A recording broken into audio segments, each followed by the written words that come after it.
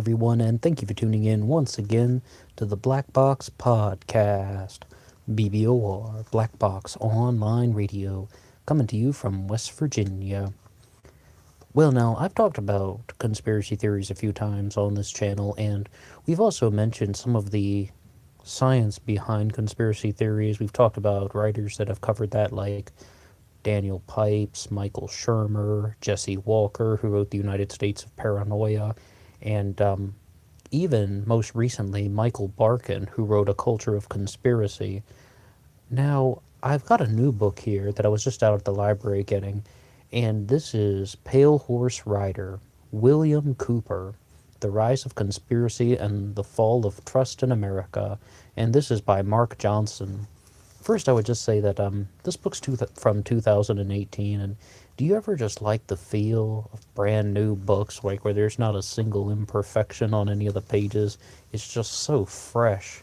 And this is a 2018 book, so I'm probably the first one from my local library who checked it out. I just like the feel of that stuff. But William Cooper is, of course, very famous for his 1991 book, Behold a Pale Horse. Now, I'd say that William Cooper was a predecessor to Alex Jones. I see a lot of Alex Jones in William Cooper. And when we talked about Michael Barkin, we mentioned the concept of super conspiracies. And William Cooper was a very famous super conspiracist. That's when you take many different conspiracy theories and you link them all together. Sometimes, though, you just have to question the validity of these connections. There's an interesting section in this book called Put Aliens in the Middle and You'll Have the Answers. I hope I got that right. The exact title this is the title of the third chapter.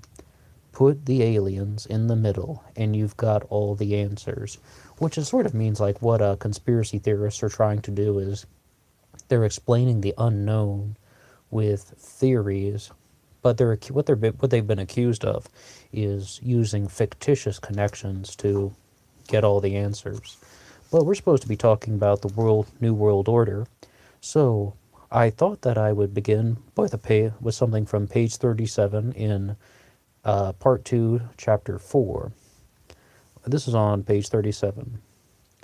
By April of 1945, the New World Order, as envisioned by Adolf Hitler, a dominion in which the free will of the vast majority of humanity would be subject to the mercy of a self-designated race of supermen in quotation marks, had come to an end. It's like when most people are talking about the New World Order, most conspiracy theorists, they frequently cite George H.W. Bush, who has recently just passed away. He used the phrase New World Order in a famous speech, and a lot of people were going wild with that. One of my favorite songs from the band Ministry is like NWO New World Order, and they use the soundbite from George W. Bush in that particular song, and it's like, I just thought it was really interesting to talk about Adolf Hitler in this way. But let's look at this. The free will of the vast majority of humanity would be subject to the mercy of a self-designated race of supermen. You can talk about William Cooper, which is the origin of this, or you could talk about Alex Jones, you could talk about Lyndon LaRouche. So many conspiracy theorists view the New World Order as something that's trying to take away the will of the people. They're trying to take away human thought. It's the concept of if you control how people think, you can control everything. We've talked about a few ways that the New World Order has taken shape over the years. Like there's the concept of the New World Order being the Anglo-American alliance, where it's like the Washington, New York, London connection controls everything. That we're talking about London's role in economics, as well as the New York for the stock market and Washington for the White House and the Pentagon. That these three cities control the world.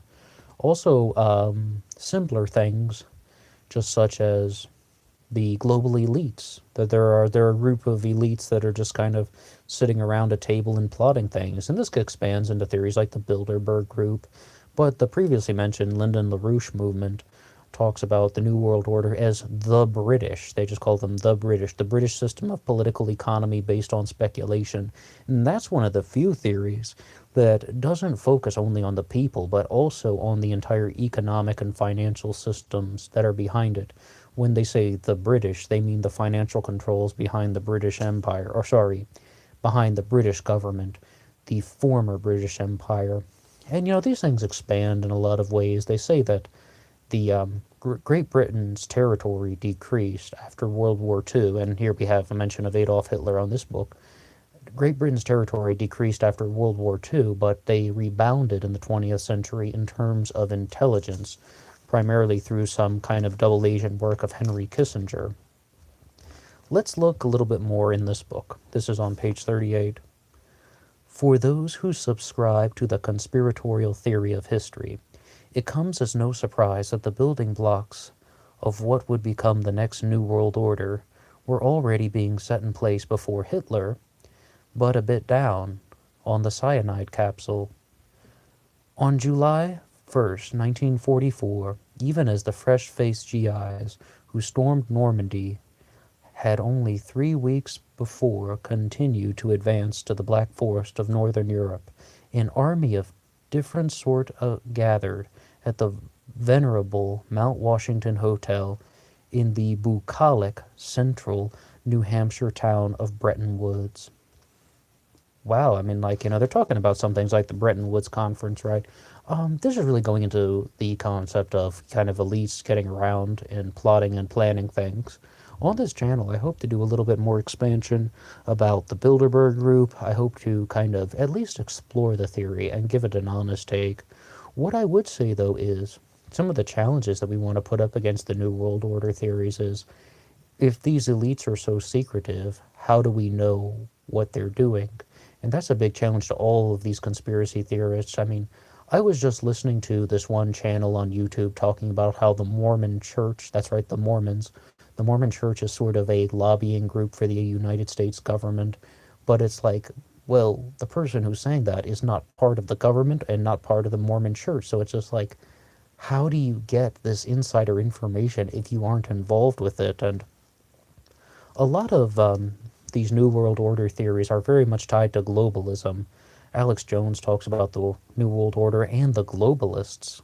I mean, almost interchangeably, but globalism is of course the concept of linking the United States to a series of international agreements, and perhaps, in the conspiratorial sense that it's designed to get rid of free will, back to the New World Order, get rid of free will and make humanity under the control of a one-world government. But what I think is really interesting about William Cooper is just that he had a lot of ideas all across the spectrum.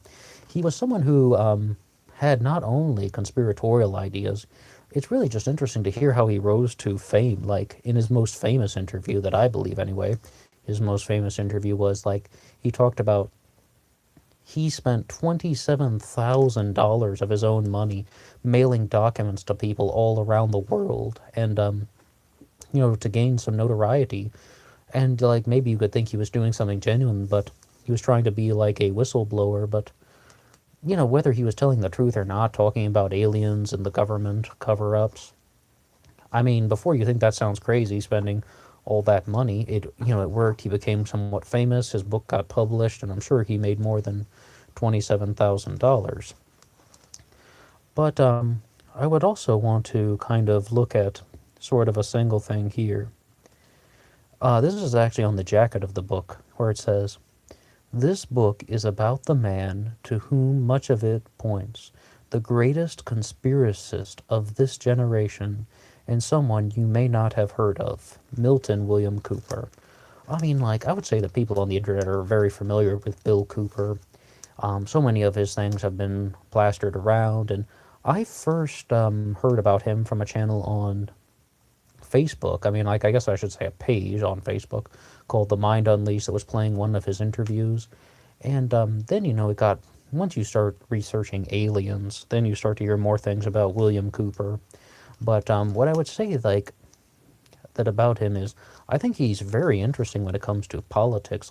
William Cooper actually also proposed a new constitutional amendment where he said that congressmen and senators should be limited to a single term in office. You get 1 term in the House or 1 term in the Senate. And I was like, wow, that's really interesting, because you don't have to spend any of your time fundraising. So it's like, I mean, he was very involved with like new ideas and challenging the status quo, and I'm all for things like that, but we really have to, always bear in mind that there is the possibility that these conspiracy theorists might have some of the answers, but they might not be putting out an entirely well-composed picture. When it comes to talking about the New World Order and globalism in general, I think though that there is a certain degree of truth. I mean, we all know that global elites meet behind closed doors. We all know that our world leaders meet behind closed doors. All of those things are true, and they don't even hide it. When Donald Trump and Vladimir Putin had a meeting at that one summit in Helsinki, they met with only translators, not even note takers.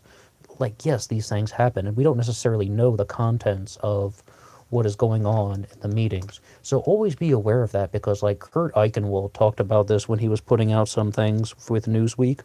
Kurt Eichenwald was mentioning that most conspiracy theorists aren't like, hey, these two people had a meeting, here's a document that reveals something about their future plans. No, they don't really go at it from that particular angle. The way they sort of more do it is, these two people were at a meeting, perhaps they talked about this, maybe they talked about that, they would gain an advantage if they mentioned this and that. So it's like, it really just starts to becoming kind of unraveling. It's sort of like theorizing, hence the name conspiracy theorism. It's just like, it's getting all theoretical, and it's not based on concrete evidence, but rather on things like conjecture and surmise and deductions, which aren't necessarily hard facts. We've mentioned Patricia Crone on this channel before. Never substitute hard facts with torturous reasoning. Let's read a little more about William Cooper in this book, Pale Horse Rider.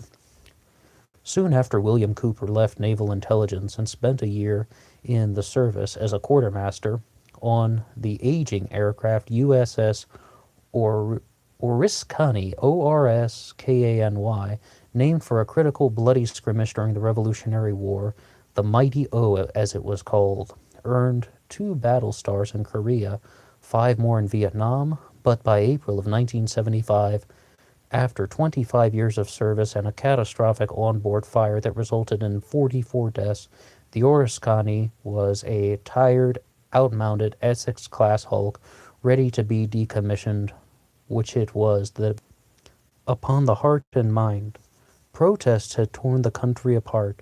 In the last years of the conflict, as many as 15% of U.S. soldiers returned home addicted to heroin. The Vietnam War was, of course, something that was very devastating to many people. Regardless of what anyone would think about William Cooper, I would say thank him for his service in both Korea and Vietnam. Now, what I would really think is that William Cooper really tied his naval career to the UFOs and to the government secrets. This was all coming from somebody who is presenting himself as some sort of credential, where he's like, he had a certain insight into kind of what the government was doing. He had a certain insight into what was going on with the government. And he was like, wanted to be the whistleblower, the exposer, who is kind of shining a light, hence the name Behold a Pale Horse. When I first really got into things with William Cooper, I was watching a presentation about UFOs, and the guy was just like, William Cooper was one of the first guys who was just like, hey, aliens, plus government conspiracy, plus New World Order, and it's all tied in to the Book of Revelations, and Behold, the Pale Horse comes from the Book of Revelation. And I was just like, wow, I just got to know more about that. I love the artwork on the cover of Behold a Pale Horse, by the way. It really gets your attention.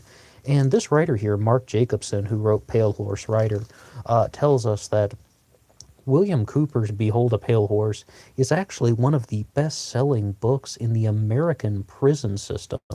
And by best-selling, he actually writes it's the most read books in the American prison system is one of those. He continues by saying that William Cooper is part huckster, part prophet, and Cooper ran the gamut of American fringe obsessions, from flying saucers to the Illuminati mind control to the militia movements of the 1990s.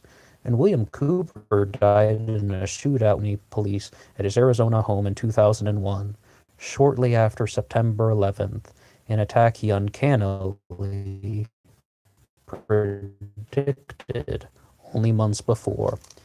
Alex Jones is also somebody who made predictions in the summer of 2001 that there would be terrorist attacks in New York and Washington. And, it's like sometimes theorists are more correct than otherwise. But, like, that really shows you the kind of super conspiracy that William Cooper was dealing with. Talking about the Illuminati, UFOs and flying saucers, government cover ups, New World Order. Like, he found them all, but actually in this book it does reveal that William Cooper really admitted that a lot of UFO things are actual hoaxes. I guess that's kind of a place where we're going to conclude for now. Once again, the book I'm reading now is Pale Horse Rider, William Cooper, The Rise of Conspiracy and the Fall of Trust in America by Mark Jacobson. Some of the other books that I would recommend about conspiracy theory, science, and just like the psychology behind of these things would be Why People Believe Weird Things by Michael Shermer, Conspiracy by Daniel Pipes, as well as A Culture of Conspiracy by Michael Barkin, and The United States of Paranoia by Jesse Walker.